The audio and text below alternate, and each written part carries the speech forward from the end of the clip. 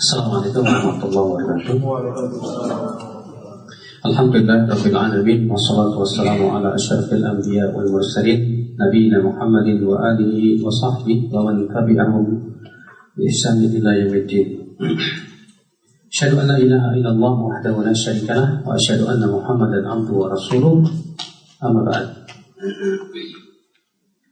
Yang namanya safar itu mungkin setiap kita ya tak lepas dari yang namanya bepergian.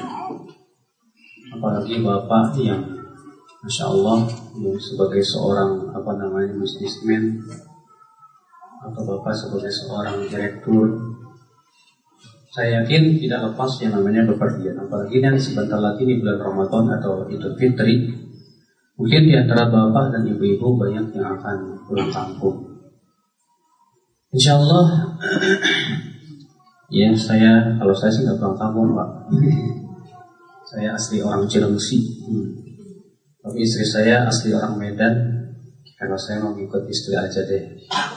Kalau istri bilang pulang ya pulang, kalau enggak ya enggak.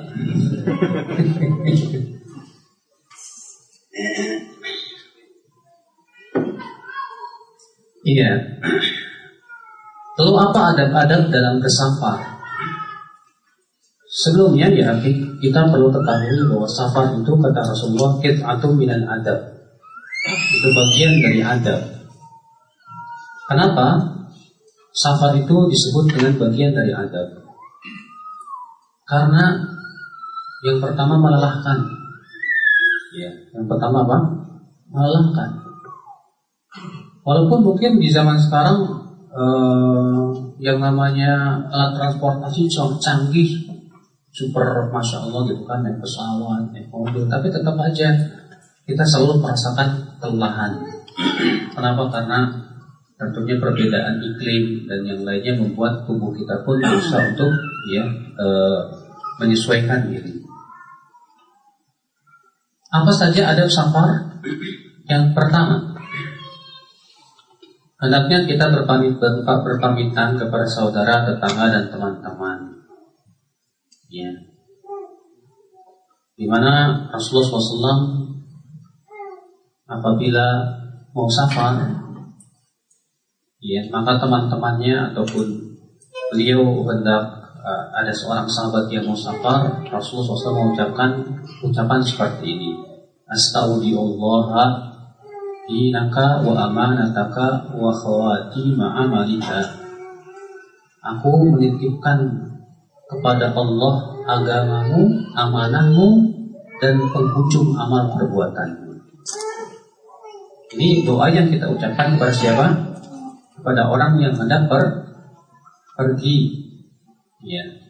Lalu orang yang hendak pergi itu membalas dengan mengucapkan Astaudiukumullah allati la tadhiru wadairuhu. Sini tidak ada pennya.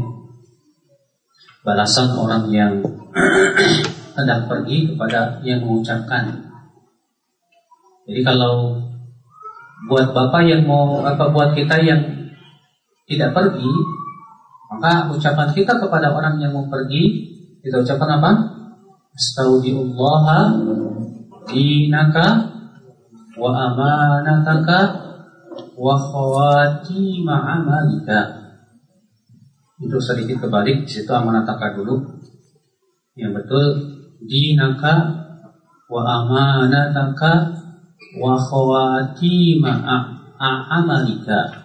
Di situ amalika, amalika. Boleh juga ditambah dengan doa ini: Zawwadallahu taqwa, ya, wa ghafara dzambaka wa wajjahaka ilal khair haitsu tawajjahta. Semoga Allah membekali kamu ketakwaan selama di jalan dan mengampuni dosa-dosa kamu. Dan ya, Allah Subhanahu wa taala selalu memalingkan kepada kebaikan di mana saja kamu berada. Di dalam satu riwayat dengan lafaz wa ja'ala laka khair haitsu ma kunta. Dan Allah semoga memberikan kepada kamu kebaikan di mana saja kamu berada. Nah, ini Pak ya. Jadi hendaknya kita yang tidak bersafar mengucapkan kepada orang yang bersafar doa seperti ini. Ya, itu astaudillaha dinaka wa amanataka wa khatima amalika. Nah, kemudian bapak yang musafar mengucapkan apa? Astaudiukumullah allati la tadhi'u wada'i'uhu. Ya, subhanallah ya. Dalam agama kita ini segala sesuatu selalu ada saling mendoakan. Ya, kita mendoakan kepada orang yang musafar. Orang yang musafar pun mendoakan kita. Ya. Dan disyariatkan, Pak, kita minta nasihat kepada orang yang musafar. Ya. Sebutkan dalam hadis Nabi SAW bahwa suatu ketika Rasulullah SAW kata Ibad bin Sariyah, wa'adana Rasulullah SAW mau'idhaka mu'addi. Suatu ketika Rasulullah memberikan kepada kami nasihat perpisahan. Ya. Faqulna ya Rasulullah ka'anna mau'idhatu mu'addi. Kami berkata ya Rasulullah seakan-akan ini nasihat orang yang ingin berpisah. Fa'ausina, maka berikan kepada kami wasiat oleh Rasulullah. Diambil faedah oleh para ulama bahwa ini menunjukkan kita akan meminta wasiat kepada orang yang mau berpisah. Ya, kita katakan kepada teman yang mau pergi umroh atau mau pergi haji atau mau pulang kampung, ya, pulang kasih saya wasiat dong kami yang ditinggal ini. Ya, begitu Pak. Ini adab yang pertama ya. Hafal nggak Pak? Hah? Jadi selama ini Bapak nggak pernah doain. Ya, coba ya diulangi ya. Astaudi'ullaha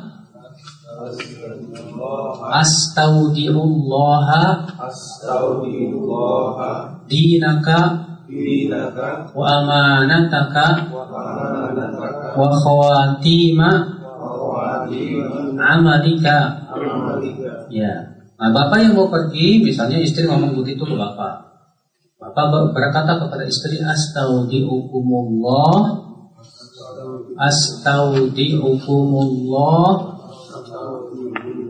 allati la tadhi'u wada'i'uhu. Nah, itu Pak, jangan lupa itu ya, untuk selalu mendoakan. Atau misalnya istri ya, suami mau pergi, istri berkata mendoakan ini, zawwadakallahu taqwa wa ghafara dzambaka wa ja'ala laka khair haitsu ma kunta atau wajjaka khair haitsu tawajjahta. Ya, istrinya berkata, zawwadakallahu taqwa, semoga Allah menambahkan ketakwaan kamu, Mas. Ya, istri yang mendoakan suaminya seperti ini ya, supaya di jalan enggak jelalatan sana sini. Ya, semoga Allah menambahkan kamu ketakwaan ya Mas. Semoga Allah mengampuni dosa kamu dan selalu memberikan kebaikan kepada kamu di mana saja kamu berada. Iya. Ya. Kemudian adab yang kedua, Pak. Jangan lupa membaca doa naik kendaraan. Ya, baik itu kendaraannya motor kek, mobil kek, pesawat kek.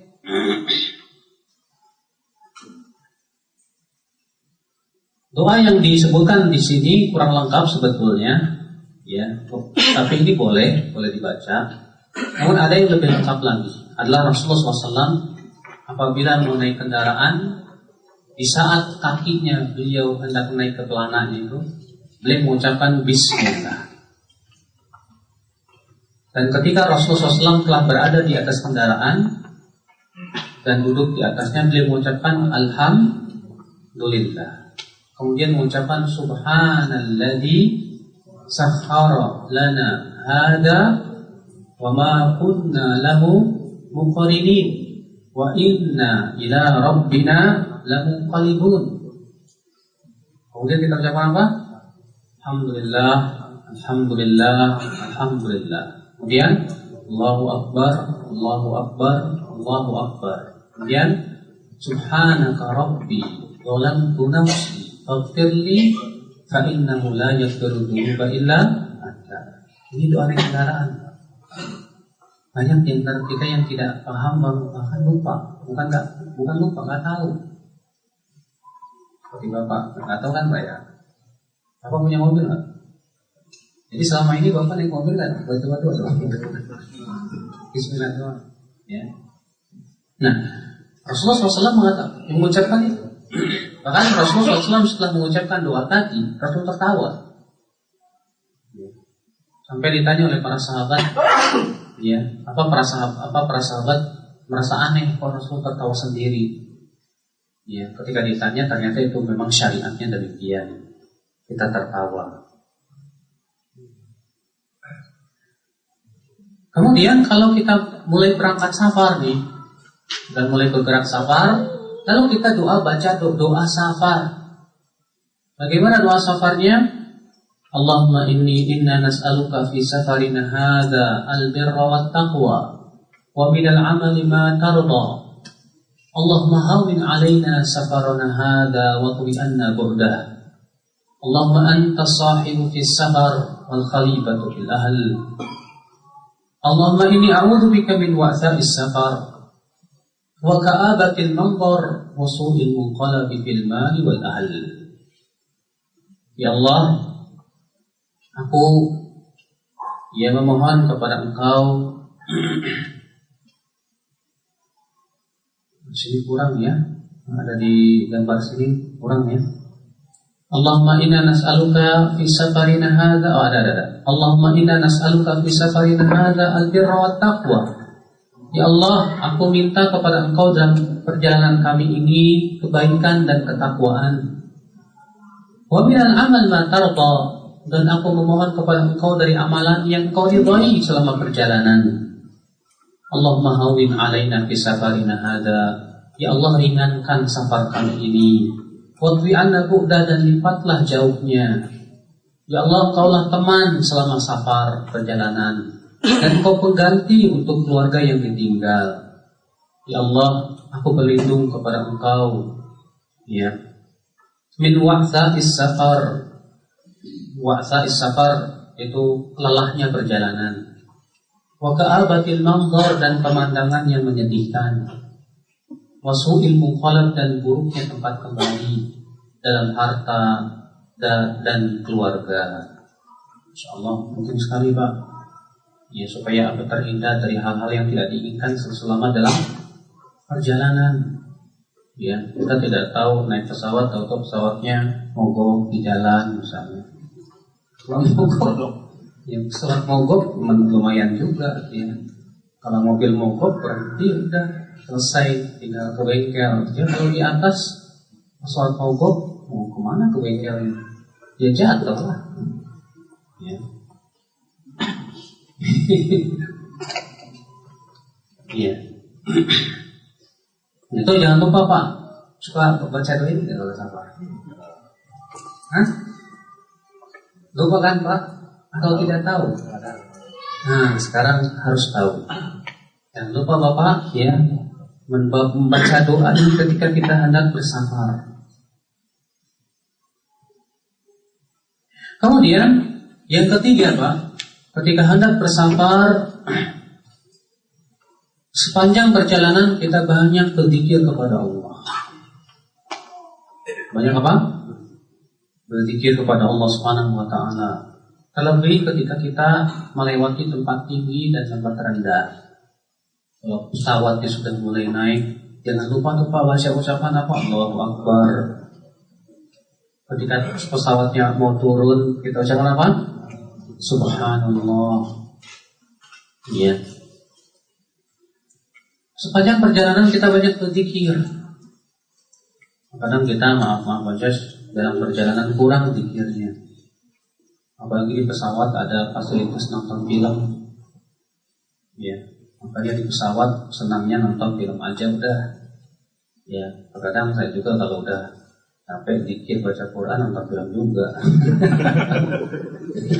Perjalanan jauh dari Jakarta ke Mekah 8 jam, bosan juga baca Quran terus. Teman-teman pada ngeliatin film apaan sih itu? Ya, tapi kalau bisa semaksimal mungkin kita tidak melakukan demikian, tapi memperbanyak apa? Berzikir. Kenapa? Di antara alasan kenapa kita banyak berzikir, karena Kita tidak tahu kecelakaan itu akan terjadi atau tidak. Kalau qadarullah misalnya terjadi kecelakaan, kita meninggal di atas apa? Kebaikan, zikir, ya. Itu yang kita harapkan tentunya ya. Yang keempat, Pak, ditemani oleh 3 atau 4 orang yang soleh, terutama kalau perjalanan malam hari. Ya.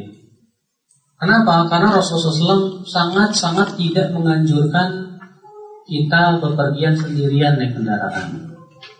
Apa misalnya pergi ke Semarang nyetir sendiri, itu sangat tidak dianjurkan oleh Rasulullah. Sebutkan dalam hadis Rasulullah SAW apa? Ar-raqibu syaitan. Orang yang berkendaraan sendirian setan.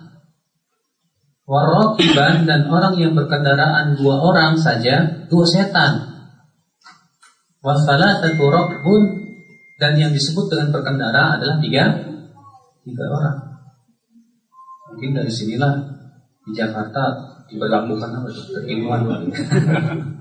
Polisinya tahu hadis ini.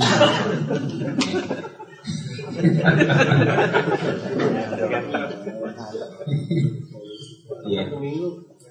Ustaz, saya kemarin saya pulang sendiri, Ustaz. Naik apa?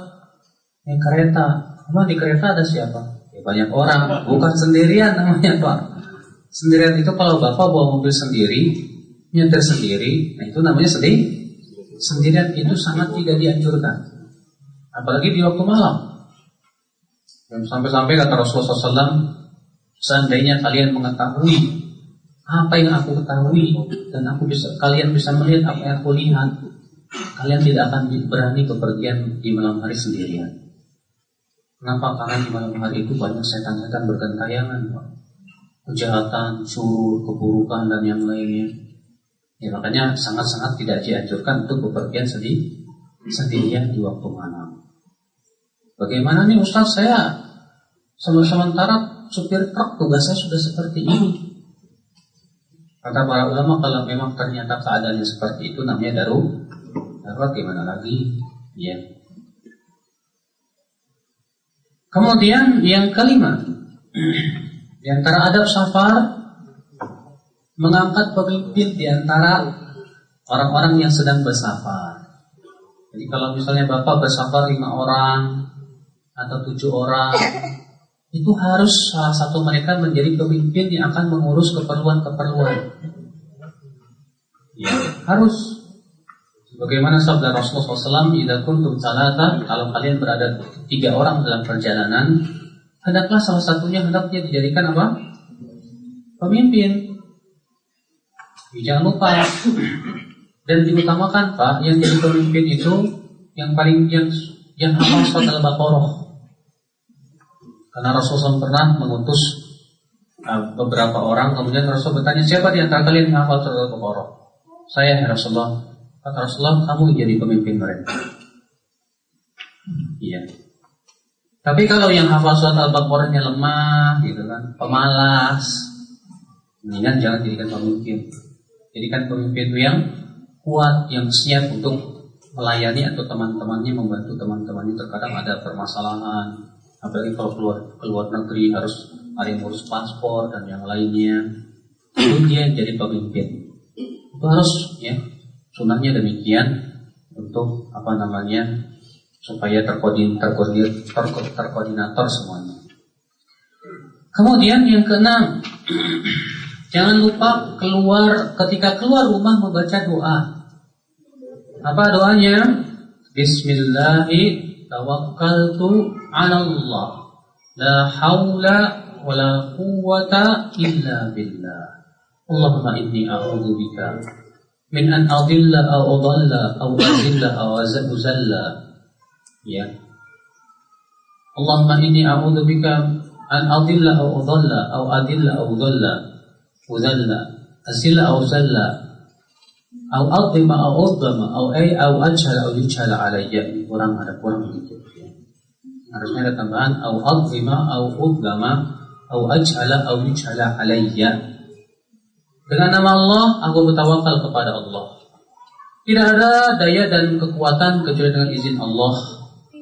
Ya Allah, aku berlindung kepada Engkau untuk tersesat atau disesatkan orang, ya, atau terpeleset dalam kesalahan, atau aku dipelesetkan orang, atau aku berbuat zalim, atau dizalimi orang, atau aku berbuat jahil, atau dijahili orang.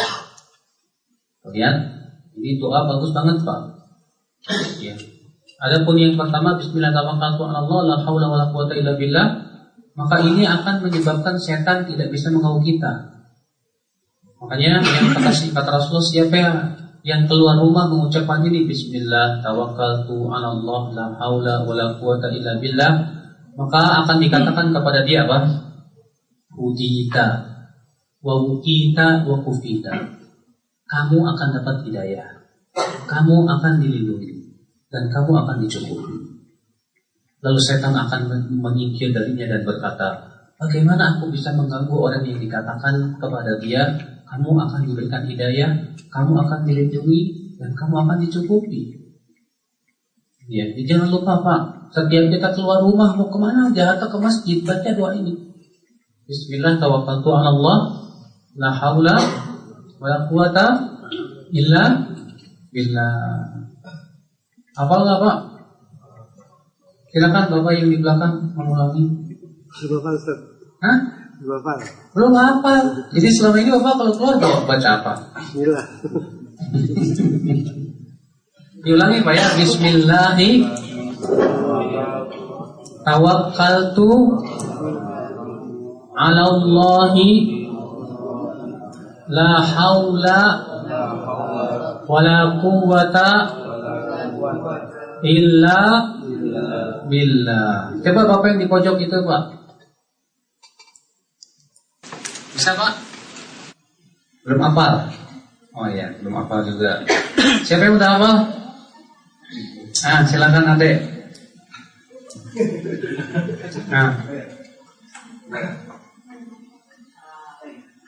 Kok apa ya?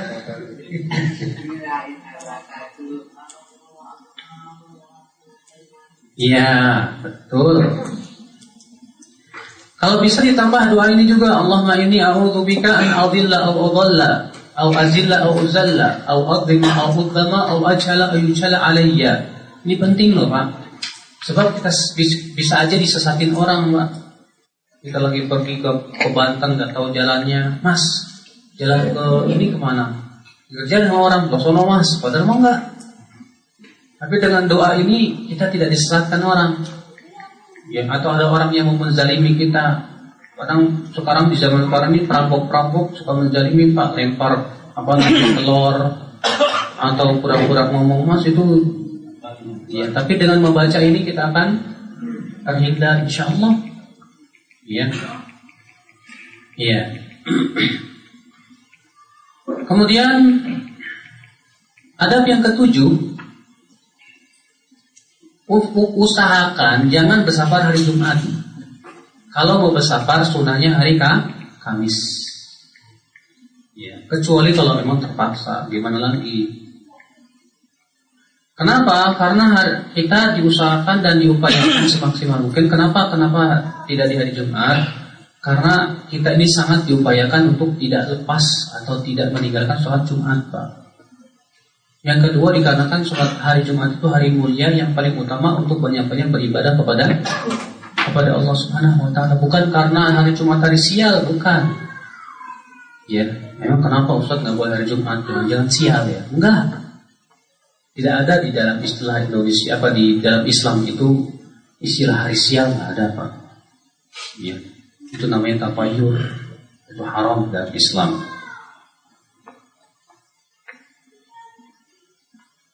Ya, yang paling bagus lagi kita pergi di waktu pagi, di awal siang, karena Rasulullah memberkahi waktu pagi. Ya, nah itu sangat dianjurkan Bapak kalau mau pergi kemanapun upayakan pergilah di waktu pagi. Ya, itu lebih bagus. Kemudian yang ke-8, kalau melewati tempat tinggi ucapkan takbir Allahu Akbar. Dan kalau turun ucapkan apa? Subhanallah. Ya, subhanallah. Udah tadi disebutin ya. Yang kesembilan, kalau kita merasa takut dengan gangguan makhluk, misalnya kita berhenti sejenak di sebuah tempat, tapi kok kayaknya angker ya, gitu. Kita ucapan apa? A'udzu bikalimatillahi tammati min syarri ma khalaq.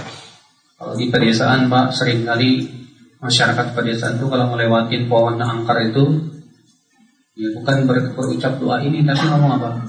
Punten, isi. Ya. Kalau ditanya kenapa kok ngomong permisi, ya permisi sama penunggu pohon inilah, biar nggak kesambat. Yang kita katakan ini bisa syirik. Nah kalau misalnya kita permisi dijawab, monggo, gitu, lari-lari juga. Iya. Maka kita ucapkan ini, a'udzu bikalimatillahi tammati min syarri ma khalaq. Siapa yang mengucapkan ini, lam yadurruhu syai'un, dia tidak akan dibahayakan oleh apapun hatta yartahila min manzilihi dzalik, sampai dia meninggalkan tempatnya tersebut. Ya. Itu bagus, Pak. Saya pernah singgah di suatu tempat, rupanya di situ ada preman malah minta duit. Kebetulan saya juga nggak buat duit. Maka saya nggak punya duit, Pak. Makanya si preman ini berkata, ya udah, kalau kamu nggak punya duit, saya tunggu. Iya, tunggu. Rupanya mereka itu sudah siap mau memukulin saya, Pak. Akhirnya saya berucap a'udzu bikalimatillahi tammati min syarri ma khalaq 3 kali. Dan saya pergi aja. Anehnya preman itu bisa ngeliatin. Pergi aja, saya cuek. Ya, alhamdulillah. Ya, yang ke-10, banyak berdoa. Ketika sedang safar itu jangan lupa banyak berdoa. Kenapa? Karena waktu safar itu waktu yang mustajab. Ya. Kata Rasulullah, salatu da'awat mustajabah. Ada 3 doa yang dijabah. Siapa diantaranya? Orang yang dizalimi, orang yang sedang bersafar, dan doa orang tua terhadap anaknya.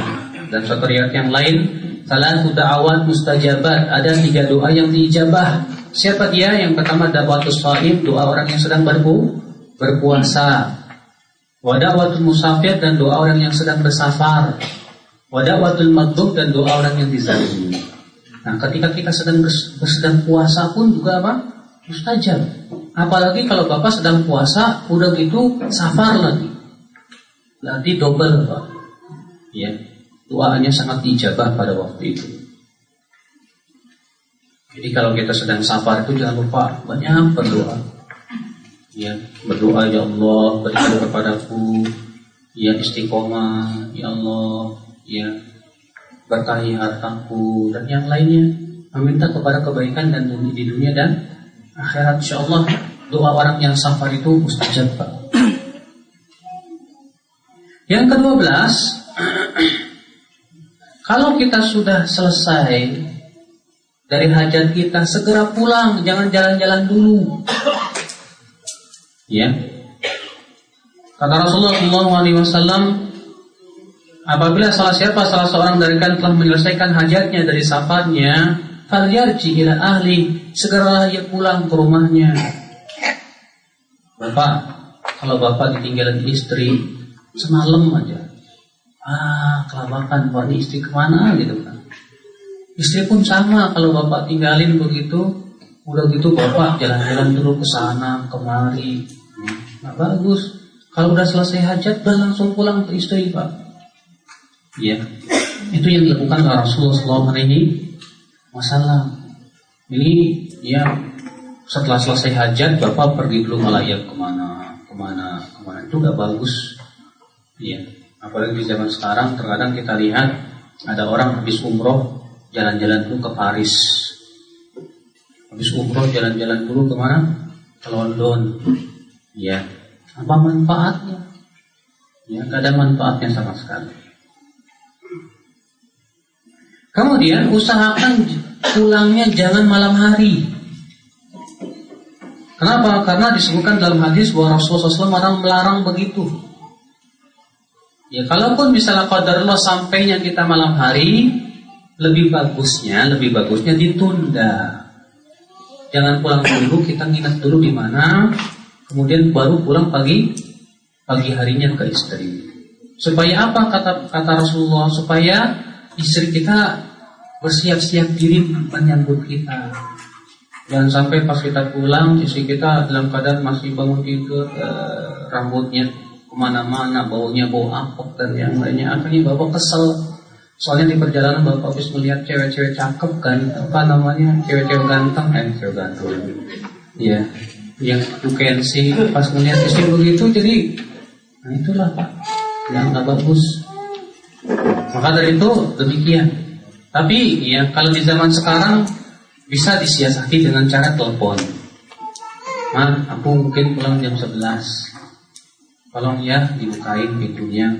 Maka kalau seperti ini berarti ilatnya hilang. Berarti istri masih sempat apa? Siap-siap. Kalau di zaman Rasul kan nggak ada telepon, nggak ada apa, gimana cara menyampaikannya? Ya sulit. Ya, maka di zaman sekarang bisa kita usahakan seperti itu. Mungkin saya pulang jam 11, nanti tolong ya dibukakan pintunya. Kamu siap-siap ya, berdandan yang cantik kok. Ya. Ya. Ya gitu. Tapi kalau bisa kita tidak pulang malam hari, bepergiannya itu lebih utama. Untuk wanita tidak boleh pergi memakan waktu sehari semalam atau sehari kecuali bersama mahramnya. Maksudnya sehari di sini bukan waktu Pak, tapi jarak. Karena di zaman dahulu Pak, terkadang jarak itu dengan waktu. Apa pernah dengar nggak? Zaman dahulu itu berapa waktu ke sana? Oh jarak sehari. Dekat cuma setengah hari kok. Mereka terkadang menghitung jarak itu dengan apa? Waktu. Dan jarak sehari itu biasanya kalau unta itu biasanya 70 kilo. Ya, 70 kilo seharian itu unta berjalan. Maka wanita yang mau bepergian dengan jarak seperti itu, dia wajib dengan mahram. Tapi terkadang di zaman sekarang banyak wanita yang protes, gak tahu bebas banget sih jadi perempuan, mau pergi ke sana ke sini harus ada mahram. Kita katakan akhi, wahai wanita, ukti, ya wanita dalam Islam itu mulia. Wanita, alhamdulillah, alhamdulillah. Ya wanita itu selalu dijaga, dimuliakan, jangan sampai apa? Tercampak kehormatannya. Apalagi yang namanya wanita lemah ketika ia pergi safar, ya tanpa mahram, bepergian sendirian, ada laki-laki, tahu-tahu musuh berburu domba, ya pura-pura membantu, bisa saja terjadi, ya terfitnah dan yang lainnya. Kemudian yang ke-14, tidak menyertai perjalanan dengan nyanyian dan musik-musik. Karena disebutkan dalam hadis Nabi SAW bahwa malaikat tidak akan menemani safar seseorang yang ditemani oleh anjing dan lonceng, ya, atau alat musik. Jangan Pak disetel di tepi perjalanan itu musik, entah itu dangdut atau jazz atau rock and roll atau lenong atau ya, jangan. Bandingan juga apa? Murotal, ya. Itu lebih baik, karena kalau kita setel itu malaikat tidak akan menemani kita. Tapi kalau kita tidak setel itu, malaikat akan menemani kita. Siapa sih tidak ingin ditemani oleh malaikat dalam perjalanan Pak? Ya, Masya Allah.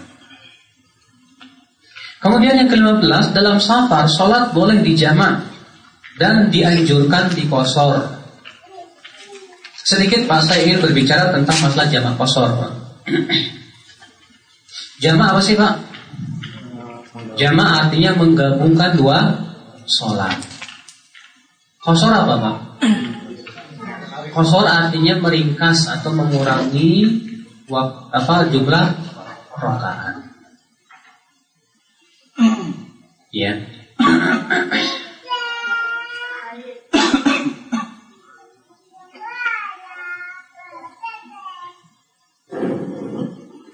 Silahkan dicatat dulu dalilnya kalau mau dicatat. Setelah itu dengarkan penjelasan saya.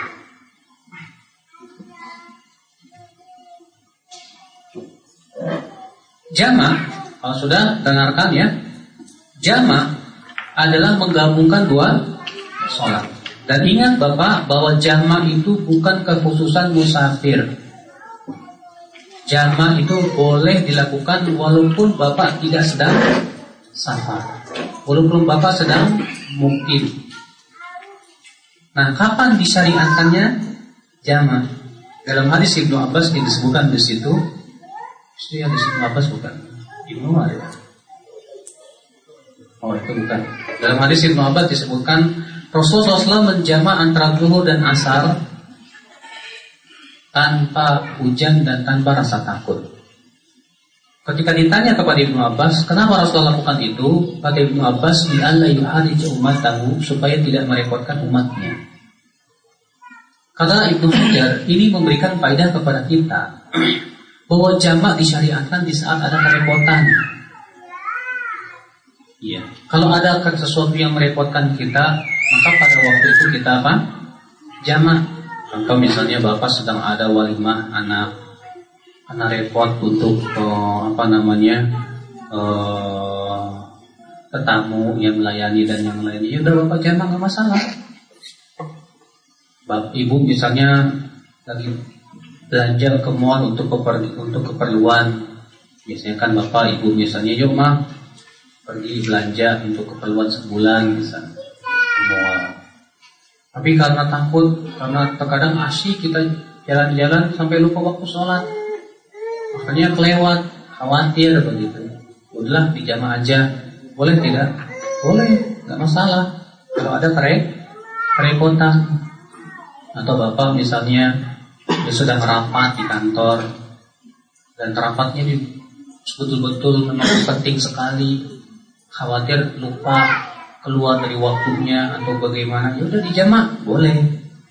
Kalau ada kerepotan. Tapi kata Imam Nawawi, ini pun juga tidak boleh setiap hari kontinu begitu, jangan. Ya. Sekali-kali saja. Ya. Adapun qashar, maka ini khusus musafir saja. Adapun mukim, walaupun dia sakit tidak boleh mengqashar. Jadi qashar itu kekhususan apa? Musafir. Nah, para ulama berbeda pendapat Pak tentang hukum qashar, hukumnya sunnah atau wajib. Jumhur ulama mengatakan bahwa qashar itu sunnah muakkadah, sunnah yang sangat ditekankan. Dalilnya apa? Bahwa Rasulullah SAW tidak pernah sekalipun dalam safarnya melaksanakan sholat secara sempurna, belum pernah sekalipun. Sehingga kata mereka ini menunjukkan bahwa qashar itu sangat-sangat ditekankan sekali. Iya, sangat apa? Ditekankan sekali. Iya. Sebagian ulama mengatakan qashar itu wajib.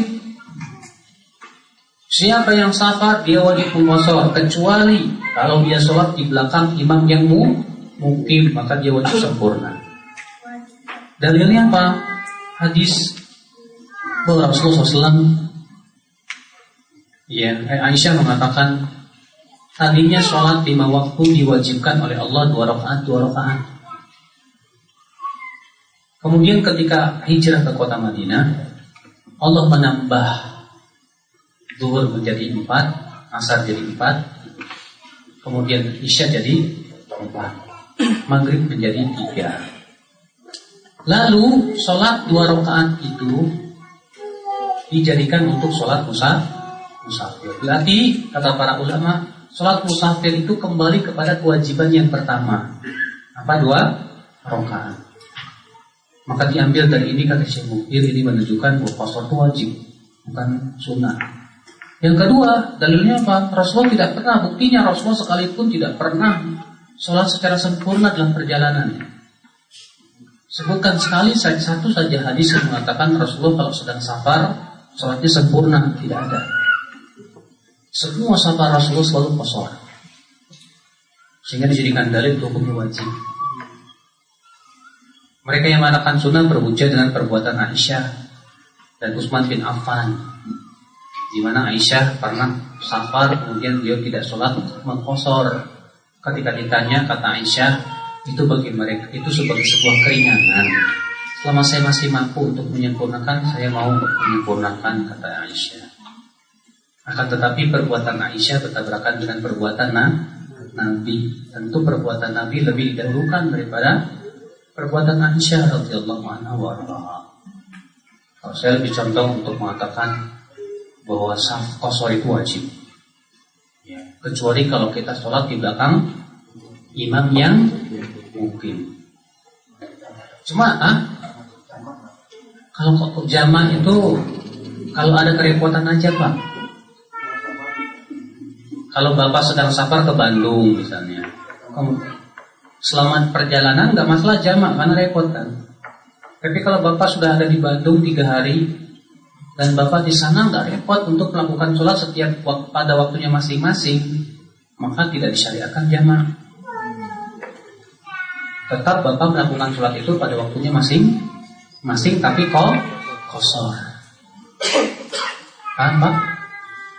Ya, jadi kalau yang kita pahami seakan-akan bahwa jamaah qashar itu sebagai sebuah keharusan ketika safar, tidak sebetulnya. Justru jamaah itu kalau disyariatkan ketika apa? Ada kerepotan. Ya, ada kerepotan saja. Paham tidak Pak? Paham insyaallah? Baik. Yang jadi permasalahan adalah batasan safarnya itu Pak. Para ulama berbeda pendapat tentang batasan safar. Ya. Kalau saya lebih condong kepada pendapat bahwa safar itu adalah jarak keluar kota, di mana seseorang sudah mempersiapkan barang-barang yang menentukan dia mau safar. Ya. Buktinya, pertama, Rasulullah ketika haji, Rasulullah berhaji bersama penduduk Mekah tidak? Di Mina, Rasulullah dan penduduk Mekah mengqashar sholat. Di Mina, Rasulullah SAW dan penduduk Mekah mengqashar sholat. Sementara jarak Mekah dengan Mina berapa kilo? 12 kilo. Di Arafah, Rasulullah SAW jamak qashar bahkan. Penduduk Mekah pun ikut jamak qashar. Dan waktu itu jarak antara Mekah dengan Arafah sekarang berapa? 24 km atau kurang dari itu. Bahkan Ibnu Umar pernah keluar dari kota Madinah sejarak 3 mil sudah mengqashar. Ibnu Umar pernah keluar dari kota Madinah sejarak 3 mil sudah mengqashar. Jadi kalau sudah keluar dari batasan kota sejarak 3 mil, maka sudah boleh mengqashar. 3 mil itu berapa kilometer Pak? 6 kilometer. Iya. Tapi itu pun juga kalau ada niat safar. Dan orang yang safar itu tandanya bagaimana? Ya bawa persiapan lah. Kayak bapak-bapak ini, bapak mau kesini bawa baju nggak Pak? Bawa baju, bawa tas, sudah siap-siap mau ngapain? Pergi safar. Ya. Mungkin bapak ada yang dari Tangerang atau dari Jakarta. Ya. Nah, pada waktu itu kalau memang sudah ada seperti itu dikatakan apa? Safar. Itu pendapat yang saya buatkan, wallahu a'lam. Walaupun dalam hal ini memang ada sekitar 40 pendapat tentang masalah jarak kapan disebut safar. Wallahu a'lam.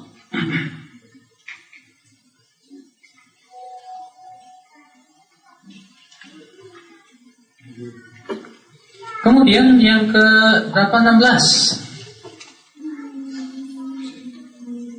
Yang ke-16 15. Dalam safar sholat boleh dijamak dan dianjurkan qashar. Udah tadi ya. Ke-16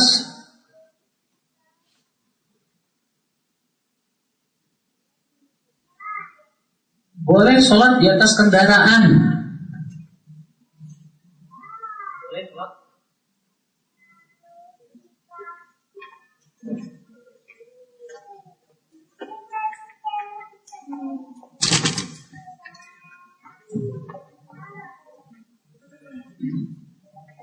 Tes. Boleh sholat di atas kendaraan, Bapak. Ya. Ada yang perlu digaris bawahi di sini, Pak. Pada asalnya, sholat wajib itu tidak boleh di atas kendaraan. Wajib di darat. Kecuali kata para ulama, kalau kita tidak mungkin turun dari kendaraan, seperti di pesawat, atau di kapal laut, atau di kereta api yang tidak bisa berhenti. Tapi kalau kita masih bisa berhenti, wajib berhenti. Dan wajib sholat, wajib itu di mana? Di bawah. Adapun sholat sunnah boleh di kendaraan. Dan bahkan Pak, sangat disunahkan ketika kita di kendaraan itu memperbanyak sholat sunnah. Rasulullah SAW kalau sedang dalam perjalanan itu beliau memperbanyak sholat di kendaraan dalam keadaan duduk. Ibnu Umar juga melakukan begitu, Anas bin Malik juga. Bahkan kemarin saya waktu Syekh Abdul Razak kemarin itu, Syekh Abdul Razak itu sedang perjalanan ke rumah sakit, gak lepas dari sholat. Dia pergi kendaraan, aja ya. Barakallah. Kalau bisa kita memperbanyak sholat ketika sedang di kendaraan, bagus sekali. Karena itu memang sunnah yang ditinggalkan. Di Indonesia ini banyak orang yang meninggalkan sholat di atas kendaraan. Iya. Yang ke-17, melakukan sholat 2 rakaat ketika pergi dan pulang dari safar. Sebetulnya Pak, kalau untuk pergi tidak ada syariatnya. Ya, mohon maaf. Kalau untuk pergi, saya belum mendapatkan dari secara khusus mau safar pergi sholat 2 rakaat. Tapi ada hadis yang menyebutkan tentang syariat sholat 2 rakaat sebelum keluar rumah dan ketika masuk rumah. Dan yang dibawakan di hadis itu, ya, jika engkau keluar dari rumahmu, kata Rasul, maka lakukanlah sholat 2 rakaat yang dengan ini akan menghalangimu dari kejelekan yang berada di rumah. Jika engkau memasuki rumah, maka lakukan sholat 2 rakaat juga. Dan hadis ini dihasankan oleh Syekh Al-Albani rahimahullah. Nah, Bapak kalau mau safar mau tidak mau pasti keluar rumah dong, ya enggak? Tapi saya tidak katakan ini sholat 2 rakaat mau safar, tidak. Saya tidak katakan sholat 2 rakaat mau safar. Tapi ini sholat 2 rakaat mau keluar rumah. Ya. Tapi umum lagi sebetulnya. Ya. Maka dari itu, kalau Bapak mau pergi safar, Bapak mau keluar rumah, ya silakan Bapak sholat 2 rakaat dulu. Baru kemudian keluar rumah, jangan lupa membaca doa-doa yang telah kita sebutkan tadi. Ya. Tapi kalau pulang safar, ya. Dianjurkan oleh Rasulullah kalau kita pulang safar jangan langsung pulang ke rumah. Tapi hendaknya kita apa? Ke masjid dulu. Rasulullah SAW demikian Pak. Kalau pulang safar dari mana pun juga pertama kali Rasulullah hampir masjid dulu. Masjid dulu, di masjid sholat 2 rakaat baru kemudian pulang ke rumah. Itu sunnahnya begitu. Ya, tapi terkadang sebagian kita karena sudah kebelet, udah rindu banget sama istri, ya lupa. Kemudian yang ke-18,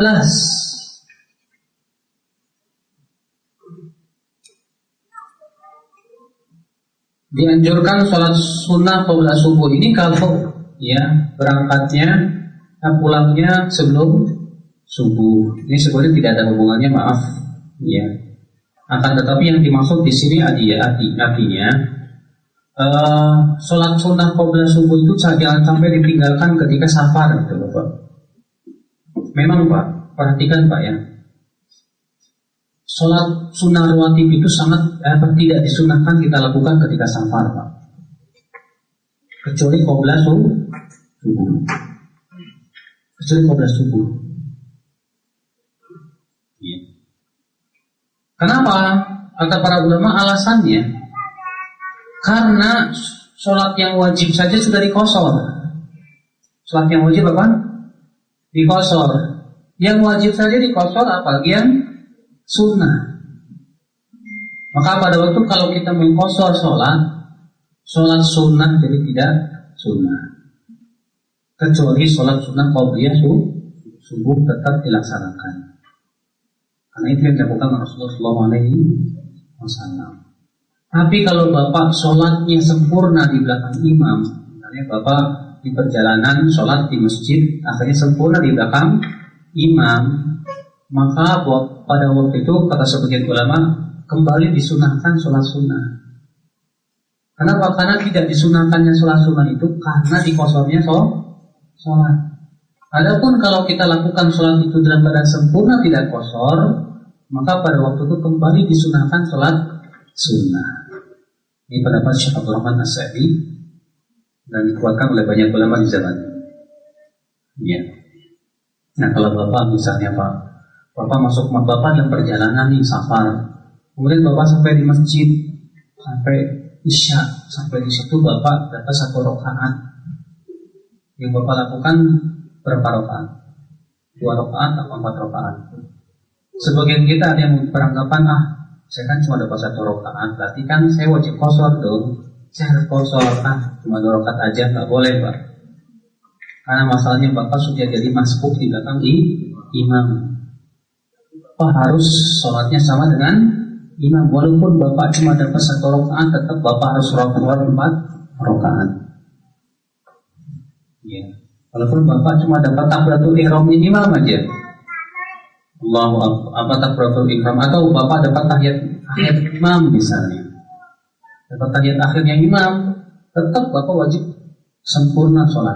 Karena masalahnya bapak sholat di belakang imam yang sedang mukim. Allahu a'lam. Tapi yang terakhir,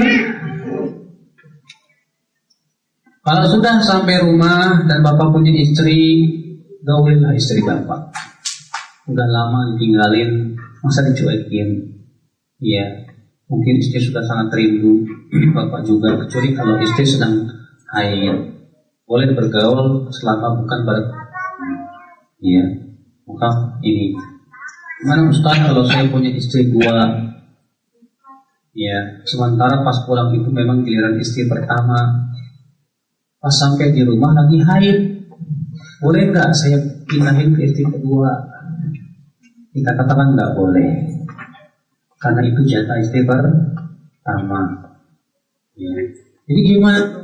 Sabar lah, gimana lagi? Ya. Sampai kemudian jatah istri pertama selesai, baru ke istri kedua. Yang di belakang yang cemberut ya. Ngomong apa sih Ustaz? Macam-macam. Kalau bapak sih senang-senang aja pak ya, ketawa-ketawa. Ya, inilah bapak dan ibu sekalian adab safar. Sebelum kita melanjutkan, barangkali bapak ada yang mau bertanya seputar safar, silakan. Assalamualaikum Ustaz. Saya mau bertanya mengenai ketentuan waktu kita diperbolehkan untuk melakukan qada dan qashar, terutama untuk wanita.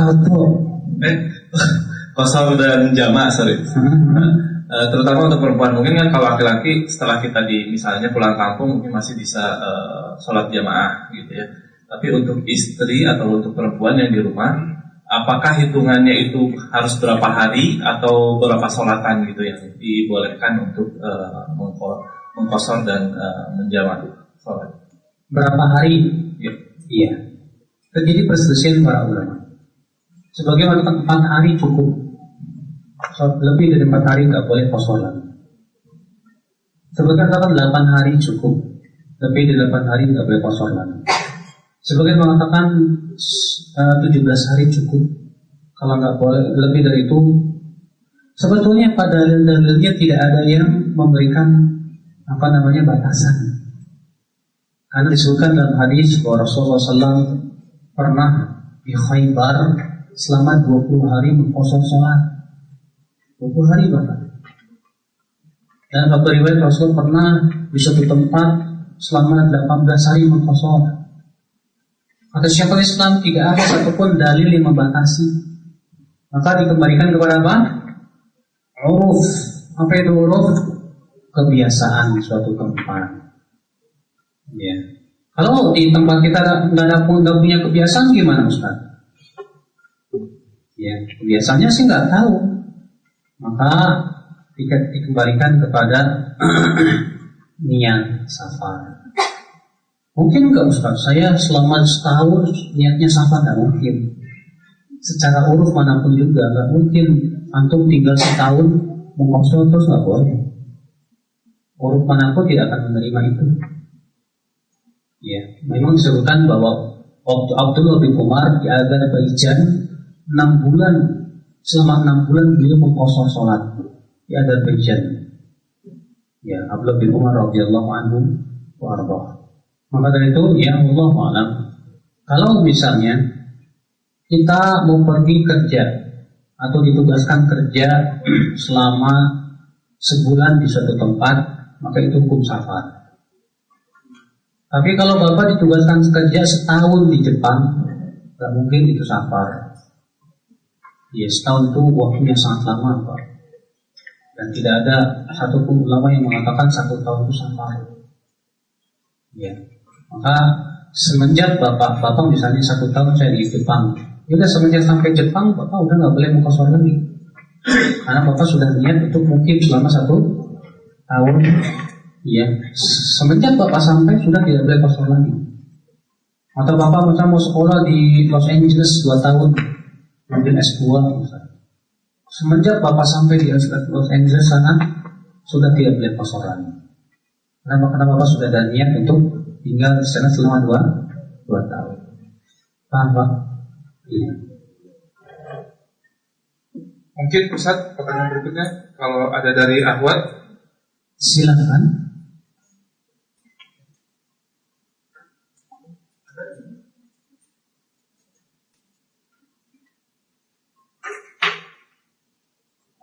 Assalamualaikum Pak Ustaz. Anda ingin bertanya beberapa travel haji dan umroh travel sunnah. Di situ ditulis bahwa wanita di atas 45 tahun boleh bersafar tanpa mahram. Itu travel sunnah Bu. Sunnah apa enggak sunnah itu? Sunnah Pak. Enggak sunnah. Oh, jadi itu mungkin apa hanya? Iya, karena hadis yang menyebutkan tentang mahram enggak ada batasan umur. Apalagi di Indonesia 45 tahun itu masih kinclong-kinclong, masih cantik-cantik. Ya. Kalau di Saudi iya 45 tahun udah kayak gajah, udah kayak gitu, udah puyeng. Ya. Tetap tidak diperkenankan, tidak boleh mengatakan umur 45 tahun boleh dan yang lainnya. Tidak ada batasan seperti ini, tidak ada dalam syariat. Tidak ada dalil. Rasulullah hanya mengatakan tidak halal bagi wanita yang beriman kepada Allah dan hari akhirat untuk bersafar kecuali bersama mahram, kecuali kalau ibu udah nyawa atau pekok gitu, udah nggak ada yang nafsu sama ibu, nggak masalah, karena siapa yang mau sama ibu? Iya. Tapi kalau 45 tahun dia masih cantik, ibu masih ada hasrat kepada laki-laki, maka pembatasan seperti ini tidak benar, tidak ada dalilnya dalam syariat. Walaupun dia mengatasnamakan travel sunnah sekalipun, karena itu tidak sesuai dengan sunnah. Sunnah mana? Sebutkan. Hanya ke travel itu mana dalilnya di Al-Quran dan hadis Nabi SAW? Oh enggak, ini peraturan dari Saudi. Ya itu kan peraturan Saudi, bukan peraturan Nabi. Iya. Kita ini butuh dalil dari Al-Quran dan hadis Nabi SAW. Terima kasih.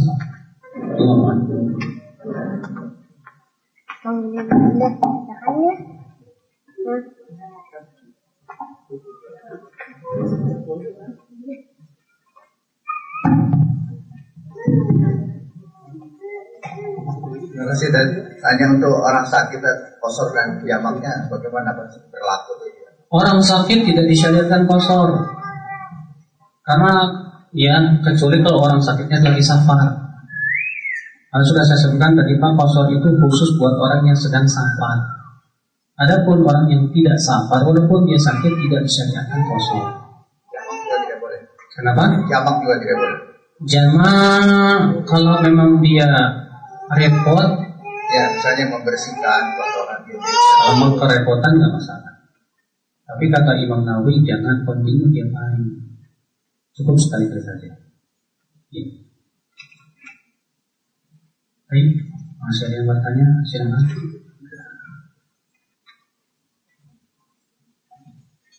Sama itu Ustaz. Kalau orang kita kan kalau mau mudik itu pada waktu puasa Ustaz. Nah itu kalau puasanya apakah dibatalkan atau tetap puasa Ustaz kalau pada waktu safar itu Ustaz? Pemudik itu Ustaz. Terjadi perselisihan para ulama. Ketika kita safar, apakah yang lebih utama berpuasa atau yang lebih utama tidak berpuasa? Setelah semua sepakat bahwa musafir tidak wajib puasa.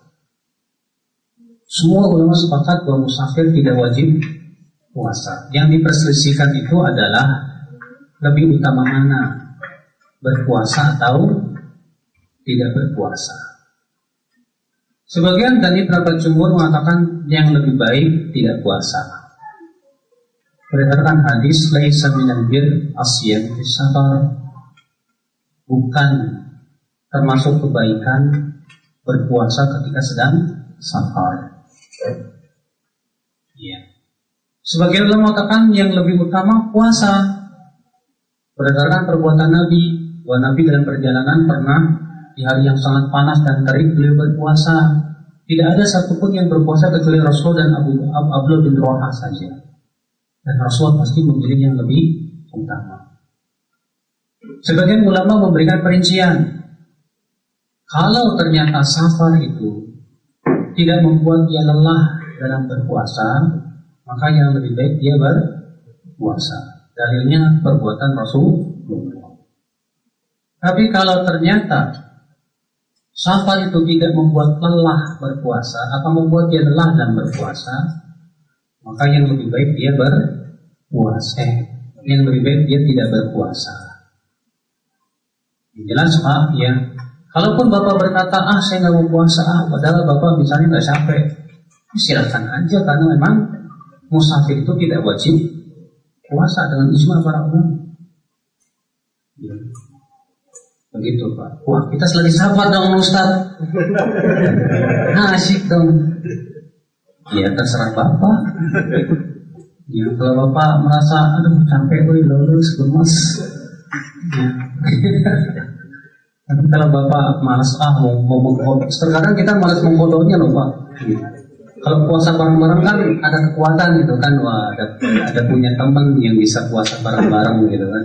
Tapi kalau lagi mengkodok sendirian, aduh, lagi puasa teman-teman makan, puyeng juga Pak.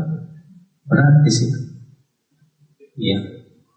Walaupun kata Ibnu Mas'ud, siapa yang sedang berpuasa, kalau kemudian di sisinya ada orang yang makan, dan dia tetap berpuasa, maka malaikat akan terus bersalawat kepada dia, karena dia bersabar.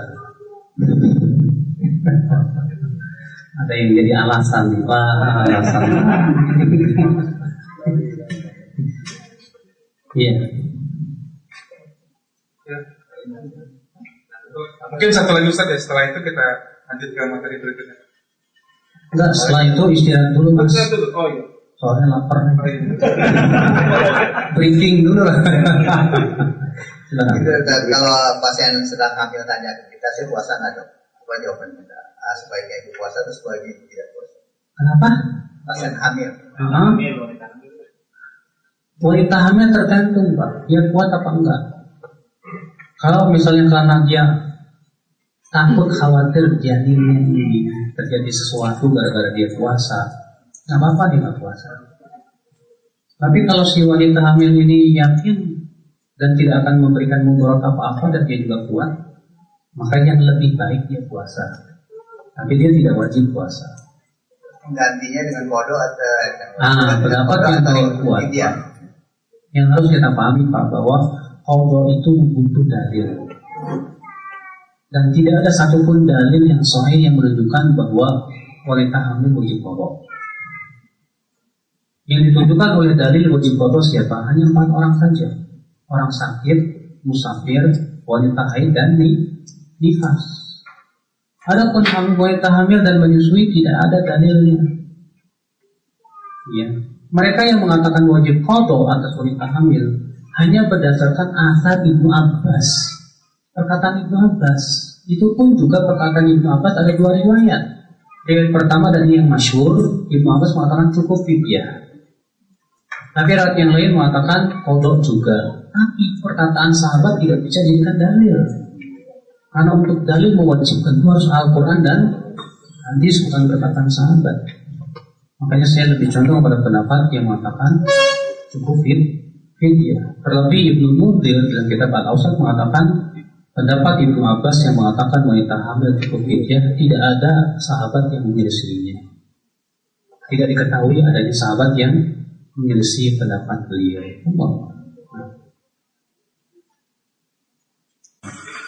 Wabillahi taufiq, subhanallah bihamdihi, asyhadu an la ilaha illa anta, astaghfiruka wa atubu ilaik. Wassalamualaikum warahmatullahi wabarakatuh.